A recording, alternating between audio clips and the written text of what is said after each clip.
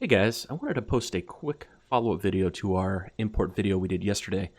I mentioned the second scenario where you would want to be importing, or most likely be importing photos into Lightroom was by importing photos that you already had on your computer. So I wanted to just walk through that scenario really quickly. So as you can see here, I've deleted the photos that we used yesterday from the memory card, so they're no longer here. But if you look on the folder on my machine, you can see I still have that 2020-02 White Mountains folder. So here they all are. These are not on the memory card, but on my machine. So how we would go about importing those is pretty straightforward. You just click Import. And then over here, under the Selective Source, you're going to look on your hard drive for where those photos are. And in my case, it's in the Pictures folder, followed by Lightroom, and then 2020. You can see I have this Include Subfolders box checked. By default, this might not be checked for you, and you might see a little button in the middle that says Include Subfolders, and if you just click that, it'll include all of the subfolders that you have. So right now, my parent folder is 2020, and I only have the one White Mountains folder below it, but I'm going to click the parent, 2020, Include Subfolders, and that is pretty much it. At the top here, you'll see we are using Add, and that is add photos to catalog without moving them. If we wanted to, we could click move. It would actually move the photos to a new location and add them to the catalog, or we could copy them to a new location. But by default, it's set to add, and that's all that we want to do here. We want to leave them where they are, but just add them to the Lightroom catalog. The other thing I didn't, that I kind of glazed over on the prior video was this build previews dropdown, and I just want to touch on that really quickly.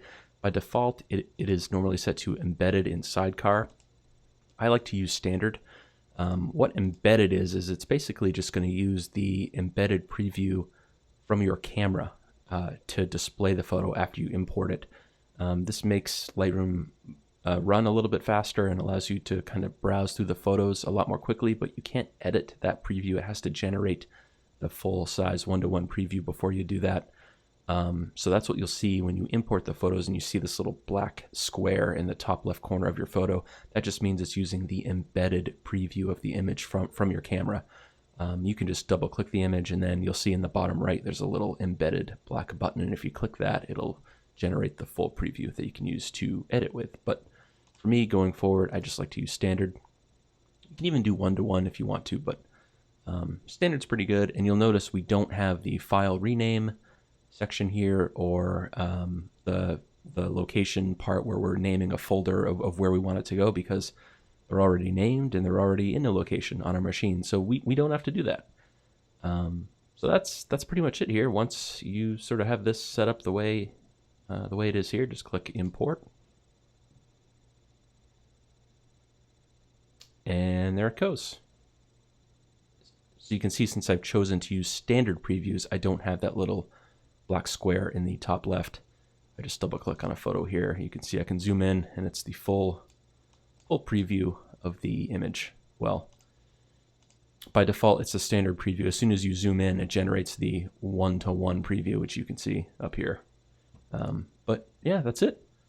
Click the grid down here to show all the photos, but here we are. You can see now I have my 2020 folder back in here and all of these pictures added into Lightroom. So that's it. I just wanted to show you guys that other scenario, and I'll catch you guys in the next video. Cheers.